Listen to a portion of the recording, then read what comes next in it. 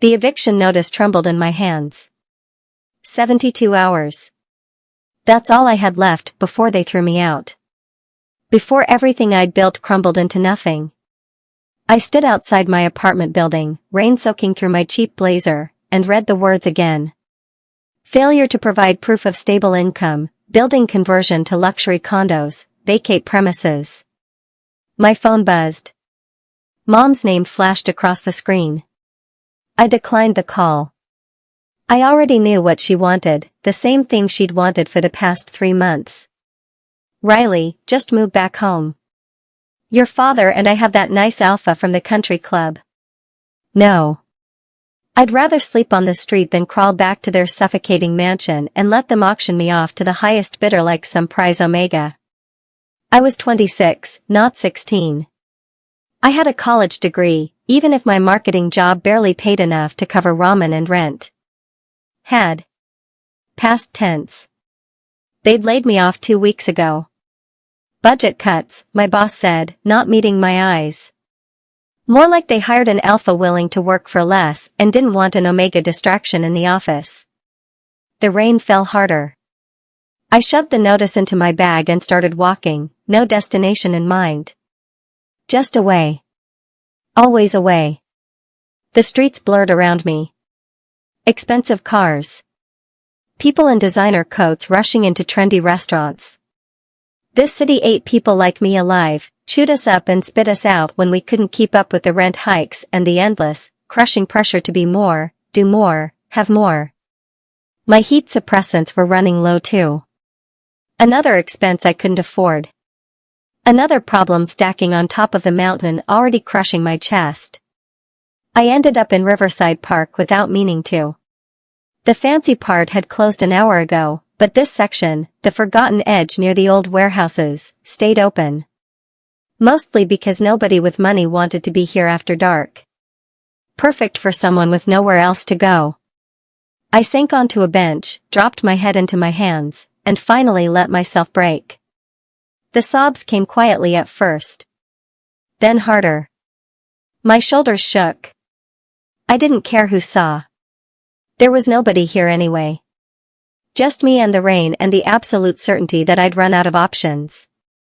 Rough day? I jerked upright. A man sat on the other end of the bench. I hadn't heard him approach. Hadn't sensed him at all, which was strange. Omegas usually picked up on alphas immediately. But now that I looked, he was definitely alpha. Tall, broad-shouldered, with dark hair that fell across his forehead in rain-soaked waves. Sharp jawline. Eyes that caught the streetlight and reflected something unreadable.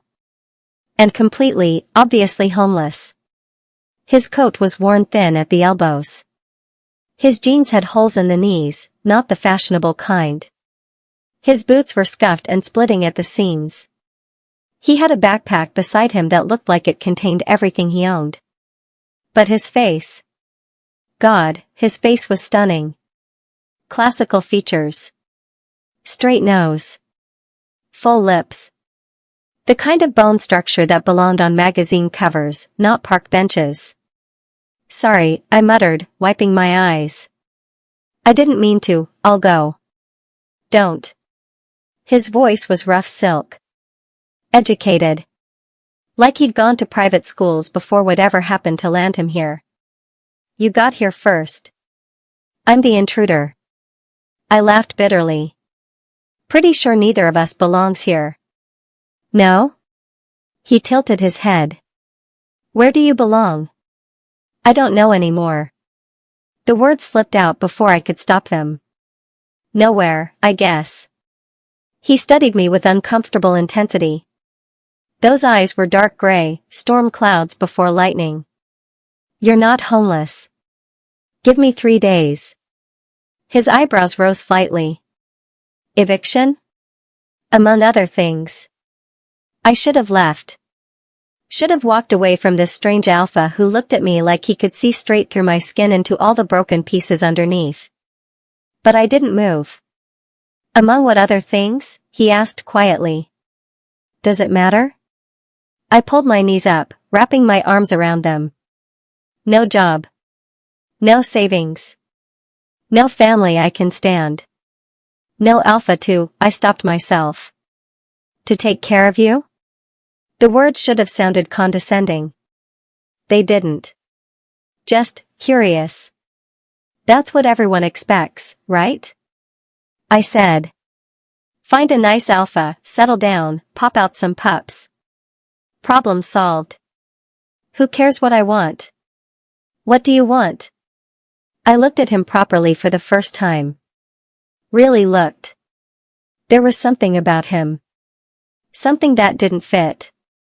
His clothes were shabby, but his posture was perfect. His hands were clean despite living on the street. And when he spoke, every word was measured, controlled, like someone used to boardrooms, not shelters. I want to not be thrown out of my apartment, I said finally. I want to keep my independence.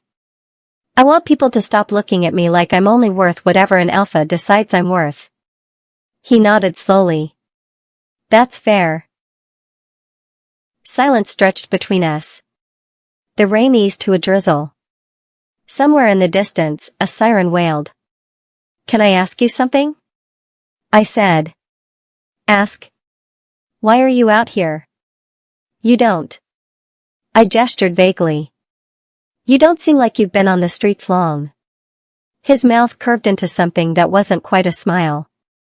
What gave it away? Everything. Maybe I fell from grace. Lost everything. Made terrible choices. He leaned back against the bench, rain dripping from his hair. Or maybe I'm exactly where I'm supposed to be. Nobody's supposed to be homeless. No, he agreed softly. They're not. Another silence. This one felt different. Charged. My phone buzzed again. Mom. I declined again. Family? He asked. Family, I confirmed. Trying to drag me back into a life I don't want. They have someone perfect picked out. Some alpha with money and connections who'll make me a pretty ornament in his collection. You'd rather be homeless than marry him. Yes. The word came out fierce. Final. He studied me again with that penetrating gaze. Then he said, very carefully, what if there was another option? My heart stuttered. What do you mean? You need stability. Proof of partnership, I assume. Something to satisfy the eviction requirements and get your family off your back. I need a miracle, I said flatly. Or a husband. The words hung in the rain-soaked air between us. I stared at him. What? Marry me. My breath stopped. You're insane. Probably. He leaned forward, elbows on his knees. But you need someone fast, and I'm available. No strings. No expectations. Just a legal arrangement to solve your immediate problems. You're homeless, I said slowly. How would that help anything? Does the eviction notice specify your spouse needs to have money? Or just that you need to show stable partnership? I tried to remember the exact wording. It says, proof of household stability and combined income potential. There you go. Combined income potential. We apply for benefits as a married couple. I have some skills, I can find work. Between us, we present a stable enough picture to buy you time. This was crazy. Absolutely insane. I don't even know your name, I whispered. He extended his hand. Zachary. Zach. I took it. His palm was warm, calloused. The touch sent electricity straight up my arm. Riley, I managed. Riley. He said my name like he was tasting it. So what do you think? Want to marry a homeless alpha you just met on a park bench? I should have said no. Should have run. Instead, I heard myself say, when? His smile was slow and devastating. Tomorrow morning. Before you run out of time. I didn't sleep that night. I sat on my apartment floor, surrounded by half-packed boxes, and stared at my phone. Zach's number was saved under homeless husband, because I was apparently having a mental breakdown and my sense of humor was the only thing keeping me from complete panic. This is insane, I texted him at 3 in the morning. His response came immediately, yes. We don't know each other. True. This could be a huge mistake. Probably. I stared at the screen, at those maddeningly calm responses, and typed, "Why are you helping me?" 3 dots appeared. Disappeared. Appeared again. Finally, maybe I need help too. Different kind. But we all need something, Riley. I chewed my lip. What kind of help? Tell you after the wedding. Deal? My fingers hovered over the keyboard. Every rational part of my brain screamed to block his number and forget this ever happened. But the eviction notice sat on my counter, and my bank account had $63, and my mother's voicemails were piling up with increasingly aggressive attempts to help. Deal, I sent back. City Hall. 9 a.m. Bring ID. That's it? That's it. Simple as breathing. Nothing about this was simple. But I set my alarm anyway. Morning came too fast. I dressed in the only nice outfit I owned, a navy dress that I'd worn to interviews back when I thought I had a future in marketing. Fixed my hair. Applied makeup to hide the shadows under my eyes. My hands shook the entire time. The rational voice in my head had gotten louder, "You're marrying a homeless stranger." This is how horror movies start. He could be anyone. A serial killer. A con artist. Someone dangerous. But when I looked in the mirror, I saw someone more dangerous staring back, a desperate Omega with no options left. And desperate people did desperate things. I grabbed my purse and left before I could change my mind.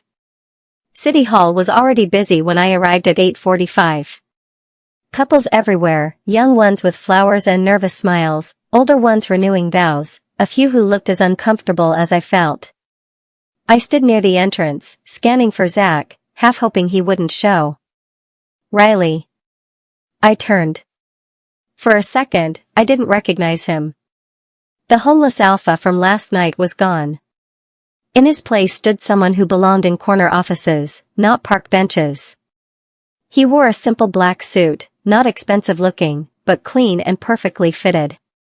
His hair was combed back. His jaw was freshly shaved.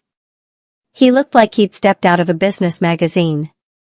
"You clean up nice," I said faintly. His mouth quirked. "Had a gym membership that still works. Shower, shave, and some clothes from storage go a long way." Storage? Everyone has secrets, Riley. Remember? He offered his arm. Ready? No. Absolutely not. Yes, I said, and took it. We walked inside together. The marble floors echoed with footsteps. Everything felt surreal, like I was watching myself from outside my body. We filled out forms. Showed identification. Paid the fee with money Zach produced from his wallet, which made me wonder again what his story was, how he had cash if he was truly homeless. But I didn't ask. We had a deal. After the wedding. Next, called the clerk. We stood. Followed her into a small room with fluorescent lights and fake flowers. Another couple waited outside, they looked happy, excited. We looked like we were facing execution. Names? The officiant asked, an older beta woman with kind eyes. Riley James. My voice cracked. Zachary Reid. Reid. I finally had his last name. Any witnesses? We looked at each other. We'd forgotten about witnesses. We'll grab someone from the hallway, Zach said smoothly. He stepped out and returned 30 seconds later with a young beta guy who looked delighted to help. This is awesome, the witness whispered to me. Very spontaneous. Very romantic. I managed a weak smile.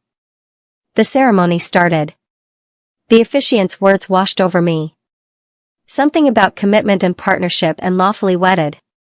Zach's hand was steady when it took mine. Mine trembled so badly I almost couldn't slide the cheap ring onto his finger. He'd bought them from a street vendor on the way in, simple silver bands that probably cost $20 total. Do you, Riley James, take Zachary Reid to be your lawfully wedded husband? This was it. Last chance to run. I looked up at Zach. He was watching me with that intense gray stare, and something flickered there. Was it guilt? Worry? Something else I couldn't name? I do, I whispered.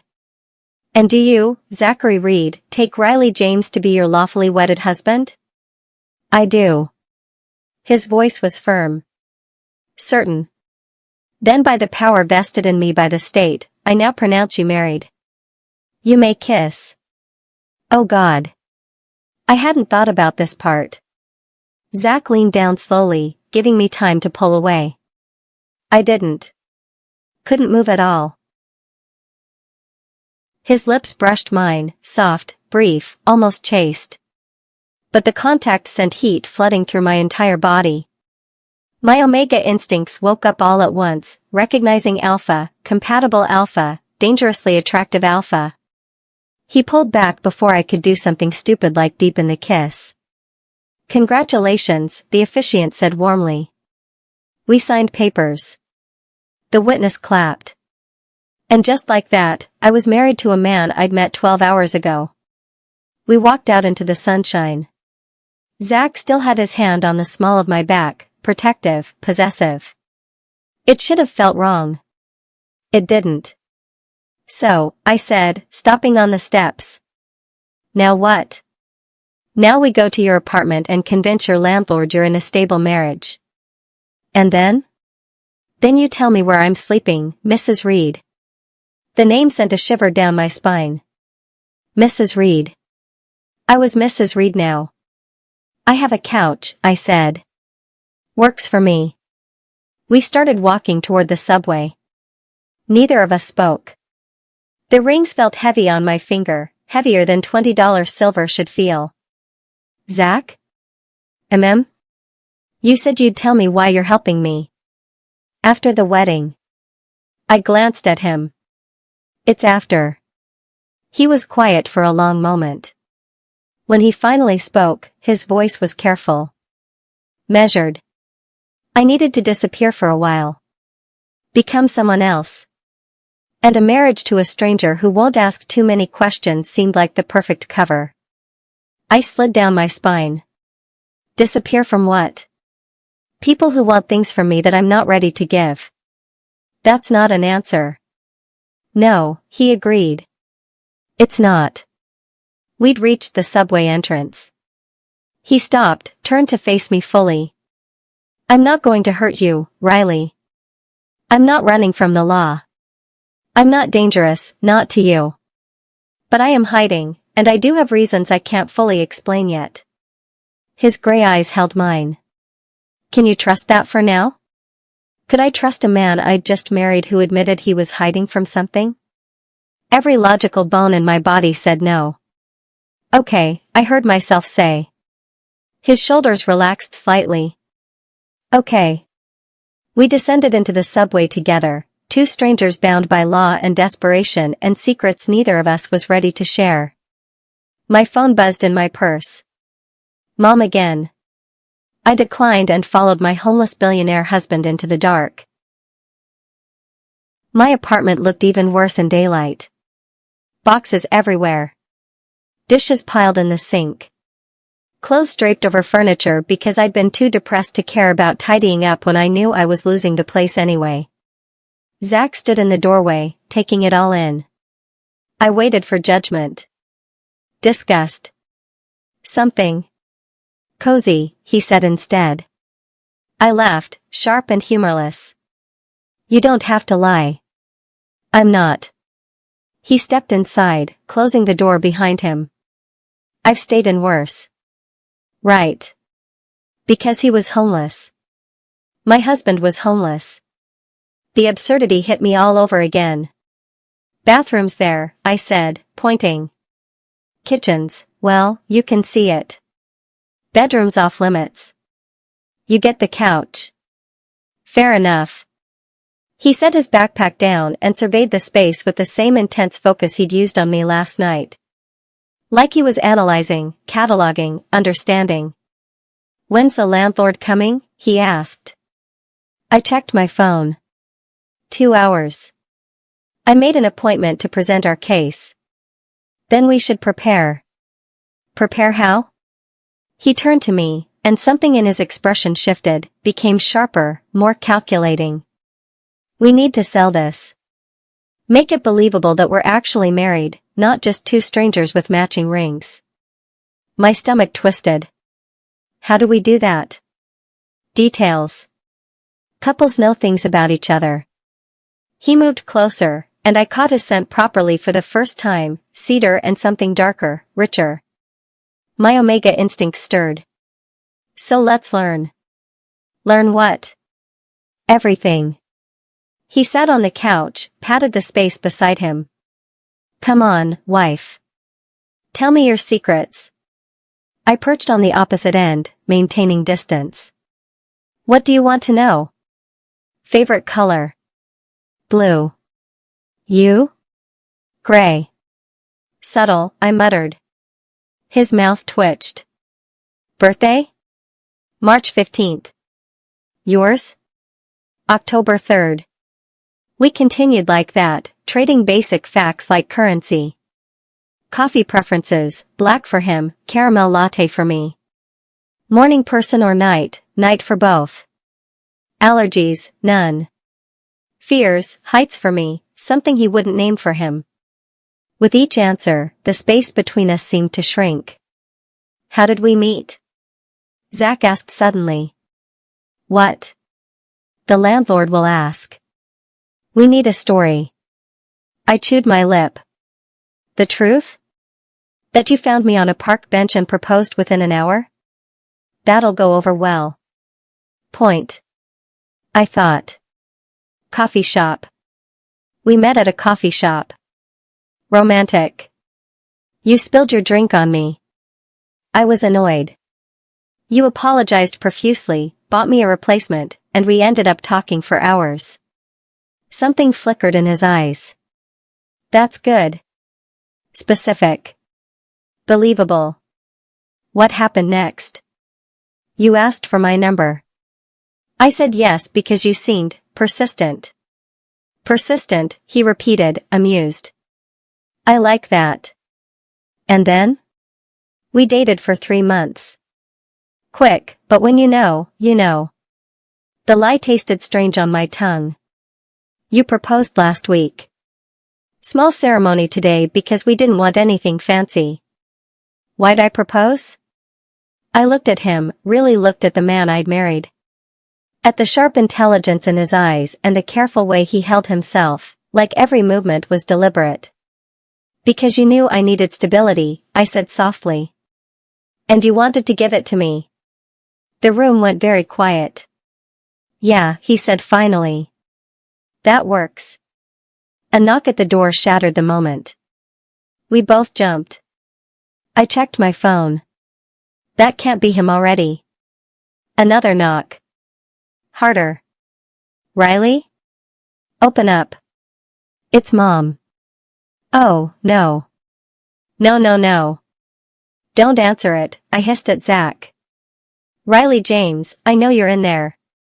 We need to talk about this ridiculous situation you've gotten yourself into. Zach raised an eyebrow. She sounds lovely. She's a nightmare. Riley. The door handle rattled. I've spoken to the landlord.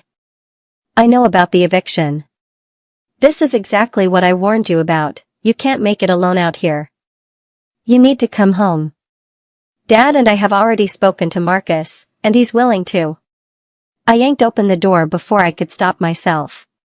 Mom stood in the hallway in full designer armor, Chanel suit, perfect hair, diamonds that probably cost more than my entire apartment. Her omega scent was subtle, expensive perfume masking most of it. She was also in mid-sentence, overlook this little independence phase if you just. She stopped. Her eyes locked on the ring on my finger. "What," she said slowly, "is that?" "A wedding ring." Her face went white. Then red. "You didn't." "I did." "Riley James, tell me you did not do something stupid and impulsive." "Riley Reid, actually." Zach appeared behind me, slipping his arm around my waist. His alpha presence filled the doorway, dominant, protective, unmistakable. "We got married this morning." Mom stared at him. Then at me. Then back at him. "Who the hell are you?" "Zachary Reid. Your son-in-law." He extended his free hand. "Pleasure to meet you, Mrs. James." She didn't take it. She was too busy looking him up and down with the same expression she'd give spoiled milk. "You married this alpha?" Zach supplied helpfully. "Yes." "Is that a problem?" "I don't know anything about you. Your family, your job, your..." "Mom." I stepped forward. "I'm 26. I don't need your permission." "You need someone's help, clearly." She gestured at the apartment. "Look at this place. You're being evicted, you have no job, and now you've tied yourself to some alpha I've never heard of." "Good," I said flatly. "I didn't want you to hear of him." That was the whole point. Her perfectly made-up eyes narrowed. "What's that supposed to mean?" "It means I'm not marrying Marcus. I'm not moving home. I'm not following your script for my life." The words came out stronger than I felt. I made my choice. This is it. "Riley.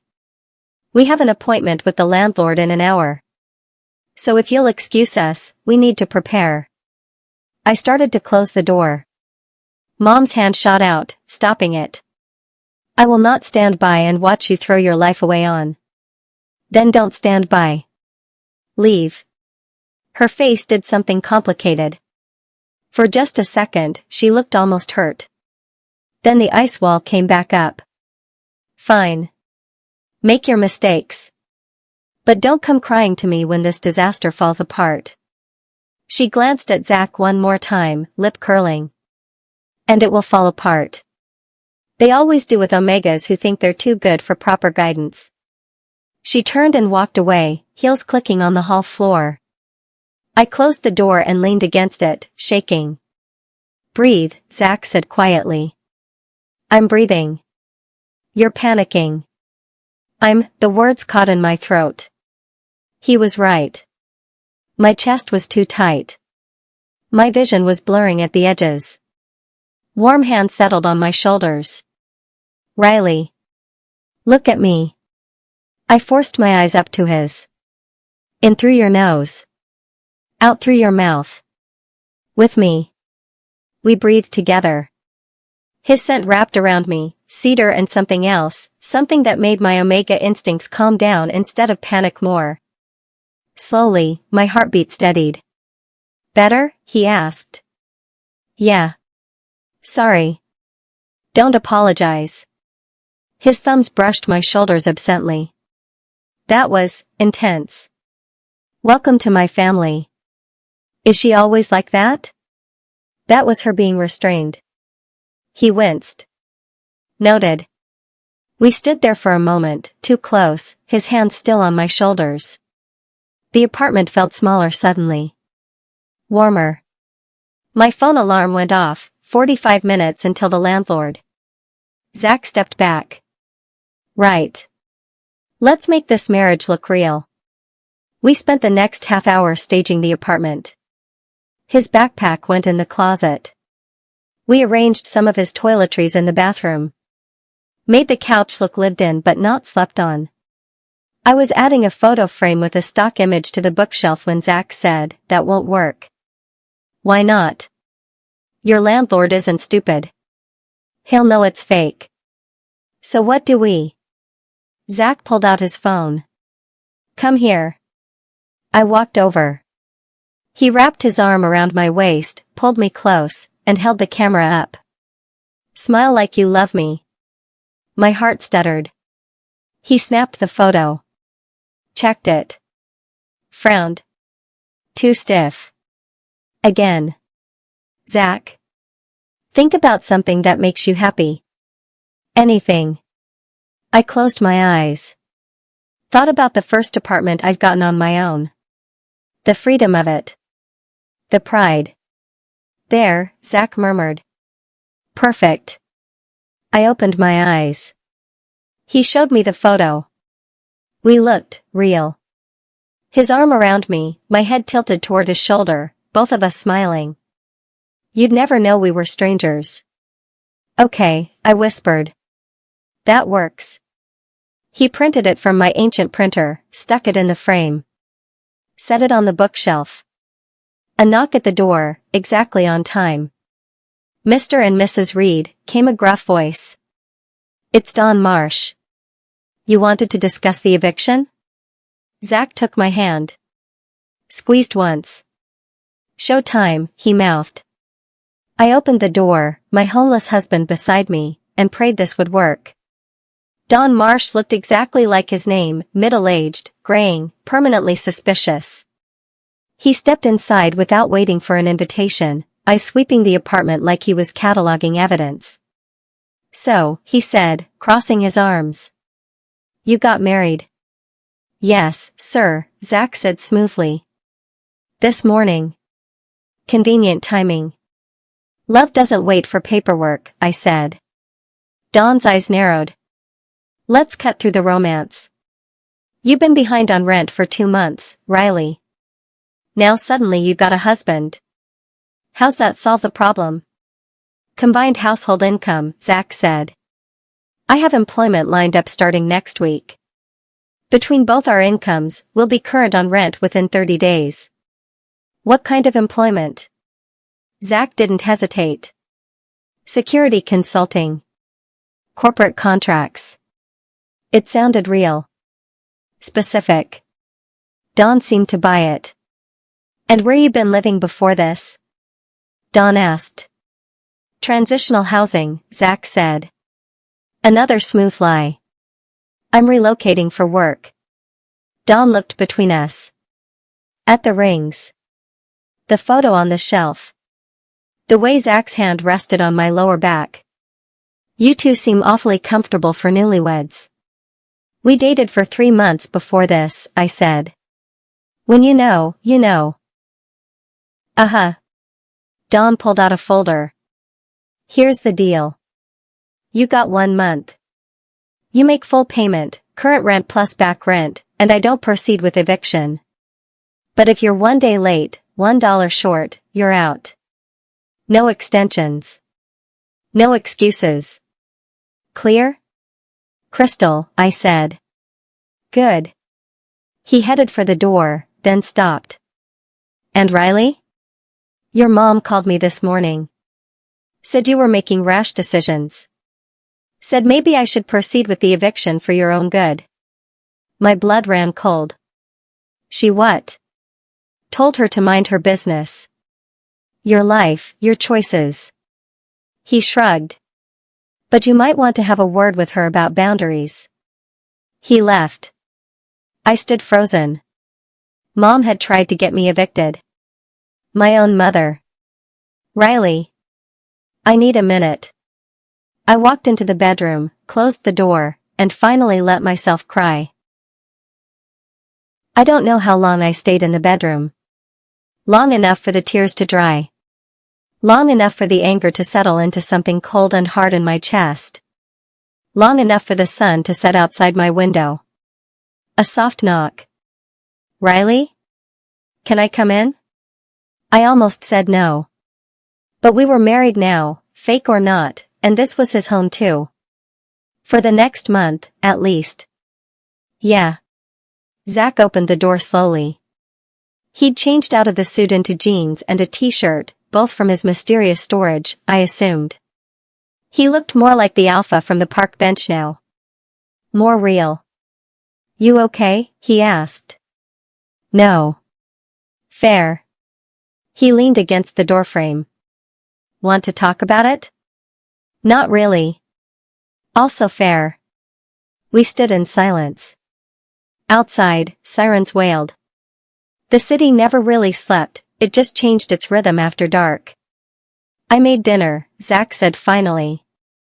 Well, I assembled dinner. You have ramen and questionable hot dogs. Despite everything, I almost smiled. Gourmet. The finest cuisine $2 can buy. He paused. Come eat.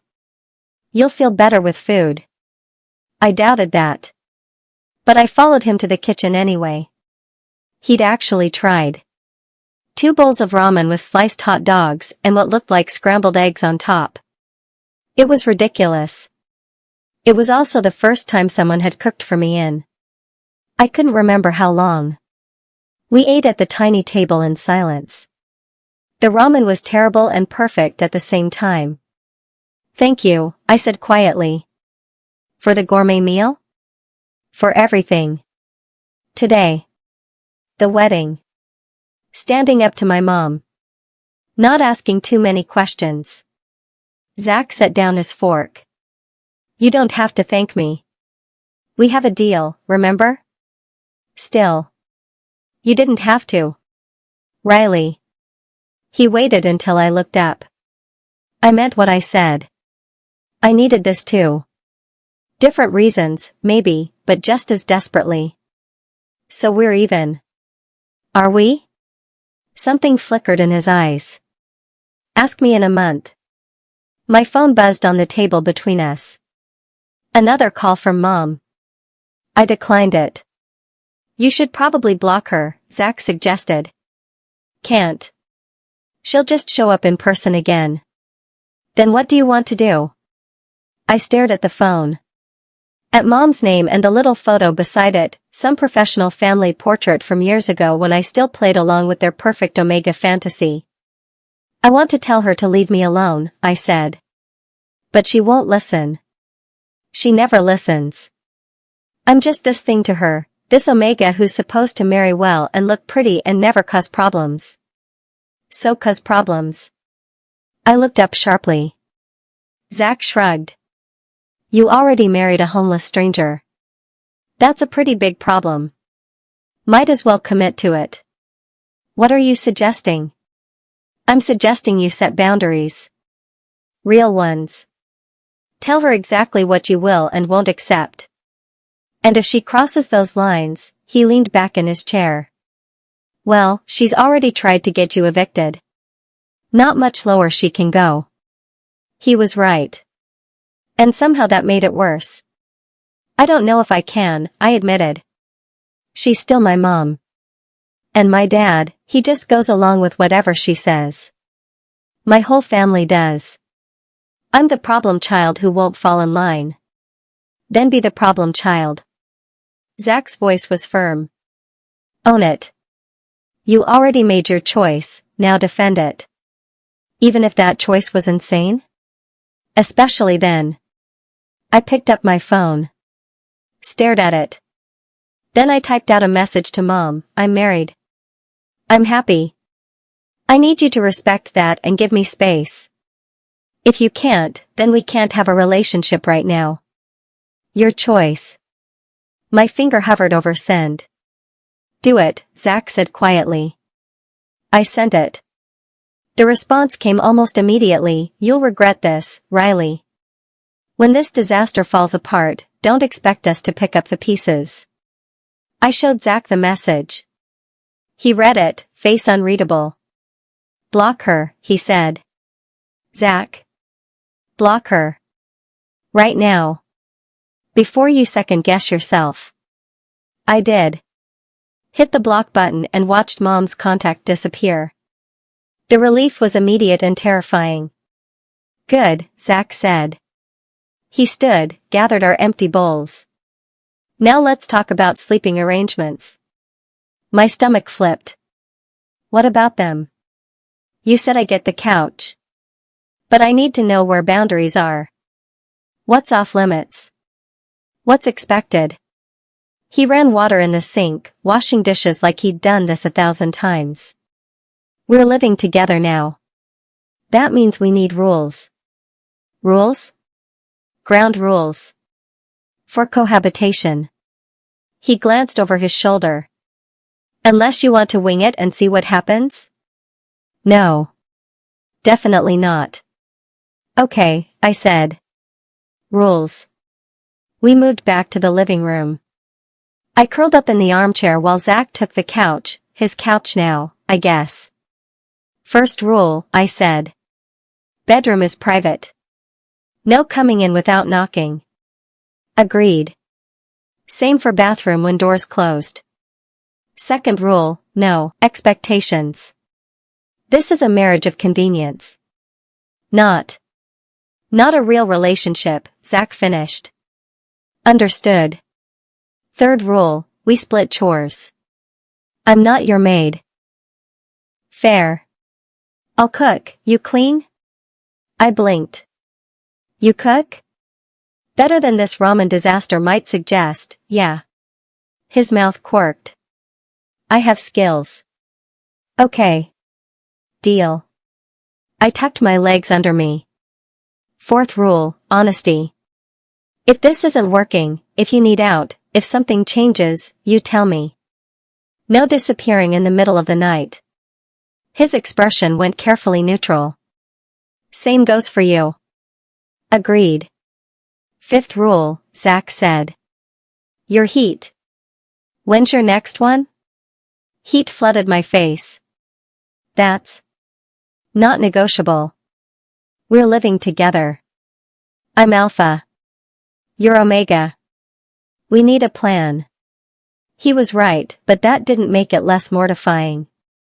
6 weeks, I said quietly. Maybe 7. I've been on suppressants. Will you stay on them? Can't afford to. I've been rationing what I have left. Zach nodded slowly. Then we need protocols. Do you want me to leave during your heat? Stay with someone else? I don't have anyone else. And I can't afford a heat hotel. So I stay. Which means we need boundaries for that too. He leaned forward, elbows on knees. I won't touch you without explicit consent, Riley. Heat or no heat. But you need to know, being around an omega in heat is difficult for alphas. Instinct is powerful. I know. So we set up the bedroom like a nest. Lock from the inside. I'll stay out here. We'll get supplies beforehand, water, food, whatever you need. And if at any point you want me to leave the apartment entirely, you say the word. The care in his voice made my chest ache. Okay, I whispered. Okay. He sat back. Any other rules? I thought about it. About this strange alpha who'd married me to solve both our problems. Who cooked terrible ramen and stood up to my mother and talked about my heat like it was a logistics problem instead of something shameful. Just one more, I said. When this ends, when the month is up and we figure out what's next, we end it clean. No drama. No bitterness. We helped each other, and then we move on. Something crossed his face too fast to read. When this ends, he repeated. Right. Unless. I stopped. Unless? Unless we decide to keep going. The arrangement, I mean. If it's working. If we both still need. I trailed off. This was getting too complicated. We'll figure it out when we get there, Zach said. 1 month at a time. 1 month at a time, I echoed. We sat in comfortable silence. The apartment felt different now, less like a prison I was about to lose and more like a home. Temporary, maybe. But home. I should let you sleep, I said, standing. You've had a long day. So have you. Yeah. I headed toward the bedroom, then stopped. Zach? Why did you really say yes? On the bench. When I was a mess and desperate and you could have just walked away. Why didn't you? He was quiet for a long moment. When he finally spoke, his voice was soft. Because you looked at me like I was a person. Not a problem. Not a threat. Just someone who might understand what it's like to have nowhere to go. He met my eyes. And I thought maybe we could help each other find somewhere to be. My throat tightened. Good night, Zach. Good night, Riley. I closed the bedroom door and leaned against it, heart pounding. This was insane. All of it. Marrying a stranger.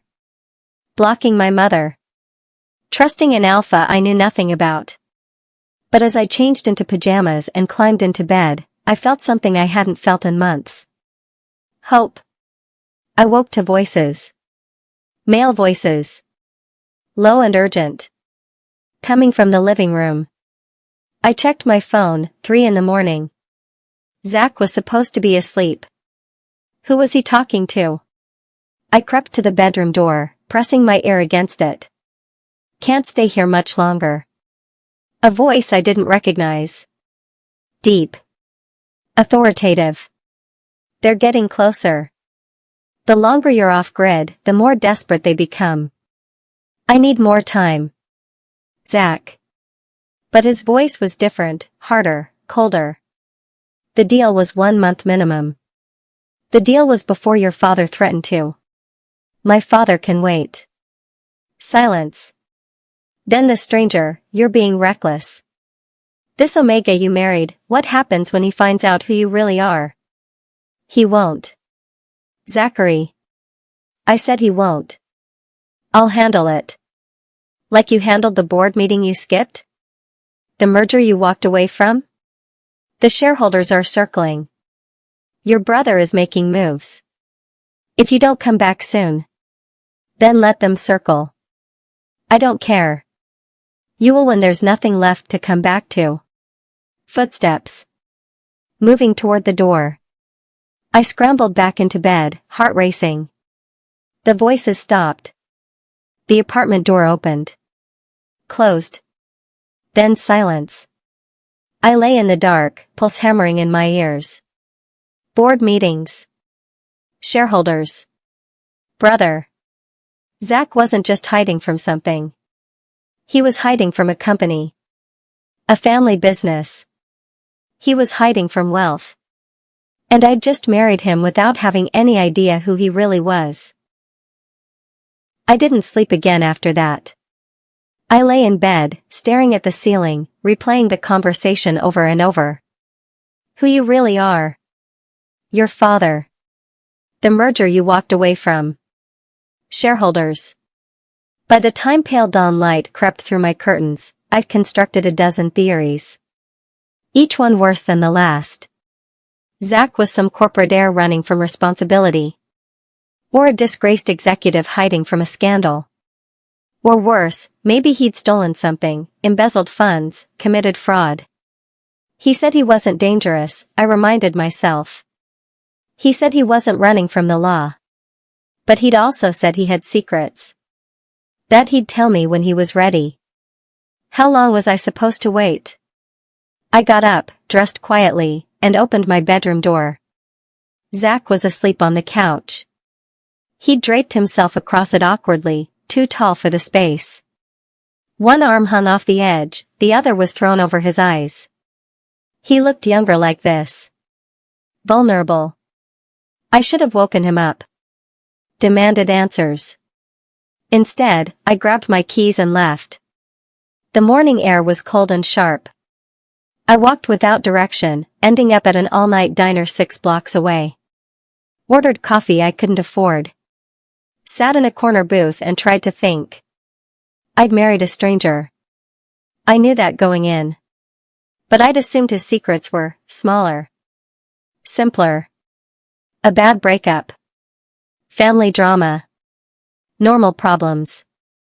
Not board meetings and shareholders. My phone buzzed. A text from an unknown number, Riley. It's Dawn Marsh. Your mom showed up at my office this morning with a lawyer. She's trying to claim you're mentally unfit to make decisions. Thought you should know. Call me. The coffee turned to acid in my stomach. Of course.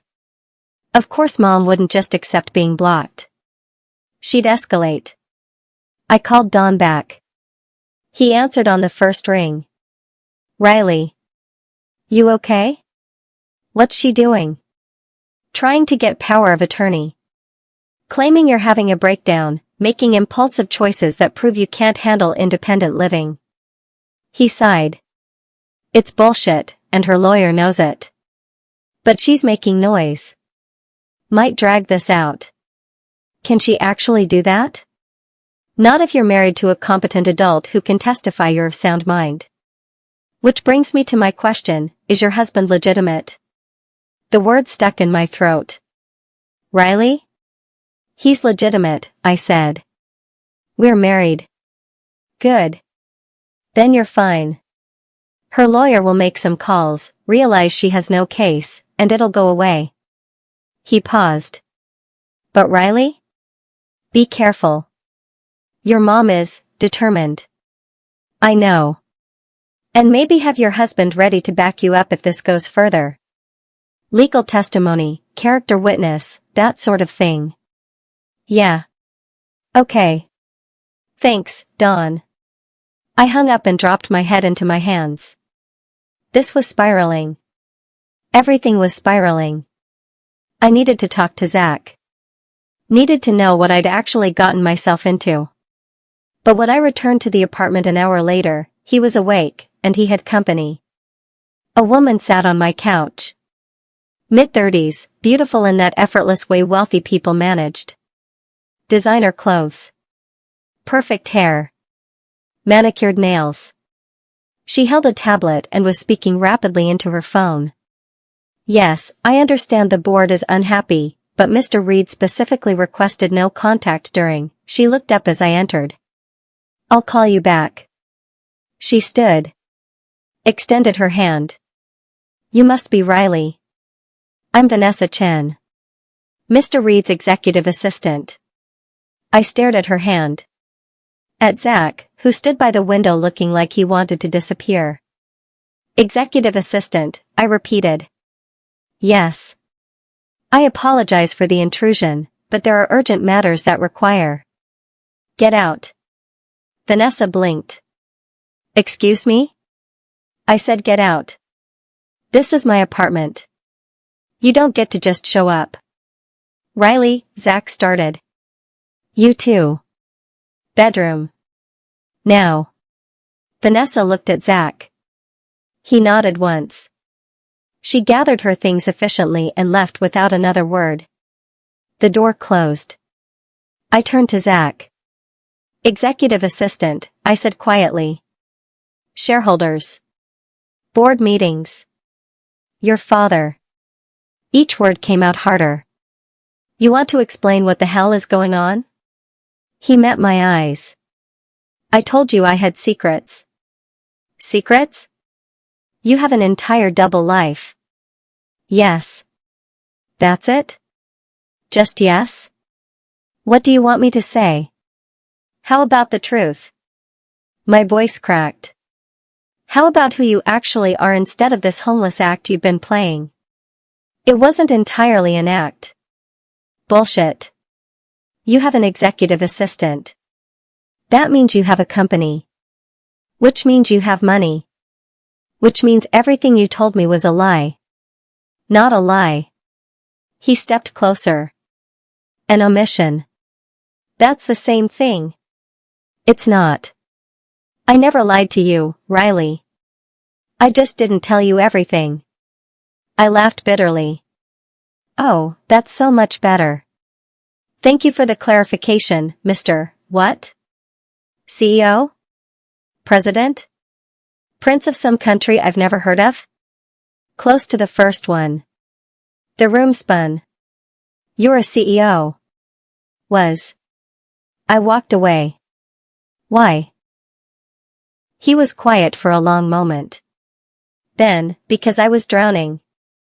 Because my entire life was decided for me before I was born. Because I looked around one day and realized I didn't recognize myself anymore. His voice was rough. Because I needed to remember what it was like to be human instead of a profit margin. So you pretended to be homeless. I lived on the street for 2 months. No money. No contacts. Just me. It wasn't pretend. But you had a way out. You had resources waiting whenever you wanted them. Yes. And you didn't think I deserved to know that? When I married you? When I based my entire plan to save my apartment on you being, I stopped. Oh my God. The landlord. The job you said you had lined up. You lied. I didn't lie. I do have work. Running your company. Which is work. We stood there, breathing hard, too close and not close enough. Who are you really? I whispered. Zach ran a hand through his hair. Zachary Reid. Son of Robert Reid. Heir to Reid Enterprises. Former CEO of the fastest growing tech conglomerate on the West Coast. He laughed without humor. And currently a man who married a stranger to escape his own life for a while. Reid Enterprises. I knew that name. Everyone knew that name. Billions. They were worth billions. Oh my God, I breathed. You're that Reid. The one who disappeared 3 months ago. The CEO who just vanished. It was all over the news. Yeah. They thought you were dead. Or kidnapped. I know. Your family must be furious. Worried. Plotting. Probably all three. He moved to the window, staring out at the city. My father wants me back. My brother wants me gone permanently so he can take over. The board wants stability. Everyone wants something. What do you want? He turned. I wanted to breathe. To exist without every move being analyzed. To remember what it's like when people look at you and see a person instead of a bank account. His gray eyes held mine. And then I met an Omega on a park bench who was even more desperate than me. Who proposed marriage like it was a reasonable solution. Who looked at me like I mattered, not like I was worth something. My chest hurt. You still should have told me. Would you have married me if you knew? I opened my mouth. Closed it. Because he was right. If I'd known Zach was secretly a billionaire CEO, I would have assumed it was some game. Some rich person slumming. I never would have trusted it. That's not fair, I said. No. It's not. None of this is fair. He stepped closer. But we made a deal. 1 month. And I'm keeping my end. I'll make sure your rent is paid, your landlord is satisfied, your mother backs off. With your family's money. Yes. So I'm what? A charity case? You're my husband, he said simply. I take care of what's mine. The possessiveness in his voice sent heat straight through me. I'm not yours, I managed. This is fake. Remember? Is it? He was close now. Close enough I could see gold flecks in his gray eyes. Smell cedar and something richer, darker. Because it feels pretty real to me. Zach. My phone rang. I jerked back, fumbling for it. Mom's lawyer. A number I didn't recognize but appeared in my contacts as Bradford and Associates. I have to take this, I said. Zach nodded. Stepped back. I answered. Hello? Mrs. Reid? This is Marcus Bradford. I represent Linda James. I'm calling to inform you that my client is pursuing legal action regarding your recent marriage and tell your client she can go to hell. I hung up. My hands were shaking. Zach was watching me with something like admiration. That was satisfying. She's not going to stop. Then we don't stop either. He pulled out his phone. Vanessa? I need a lawyer. Best family law attorney in the city. Someone who can bury Linda James in paperwork until she gives up. Yes, I know it's expensive. I don't care. This is important. He paused. Because she's family now. Just do it. He hung up and looked at me. You didn't have to. Yes, I did. She came after my husband. Nobody does that. Zach, this is going to expose you. People will find out you're alive. That you're married to. To an Omega I love? The words hung in the air between us. That's the story, he said quietly. If this goes public. I fell in love with you. Left everything behind for you. Married you because I couldn't imagine life without you. His eyes were intense. Think you can sell that? Could I? Could I pretend to be in love with this alpha who'd lied to me, saved me, confused me, and made me feel things I had no business feeling for a stranger? I don't know, I whispered. Then we'll figure it out. He moved closer. Together. 1 month at a time. What happens when the month is up? I don't know. Maybe I go back to my old life. Maybe I build something new. He reached up, tucked a strand of hair behind my ear. The touch was gentle. Riley, listen to me carefully. My father is difficult. Controlling. He's going to try to. A knock at the door. Not a polite knock. A demand. Zachary Reid. Open this door immediately. Zach closed his eyes briefly. Too late. Another knock. Harder. I know you're in there. We need to talk. Now. Zach, I whispered. What do we do? He looked at me. At the door. Then back at me. We answer it, he said. And we show him exactly what kind of person his son married. He took my hand. Squeezed once. Then he opened the door to face the wrath of Robert Reid. Robert Reid, billionaire patriarch, has found his missing son. Riley's fake marriage is about to be tested by the most powerful and ruthless man in the business world, and neither of them is prepared for what happens next. Thank you for listening. Please kindly subscribe to this channel for part 2.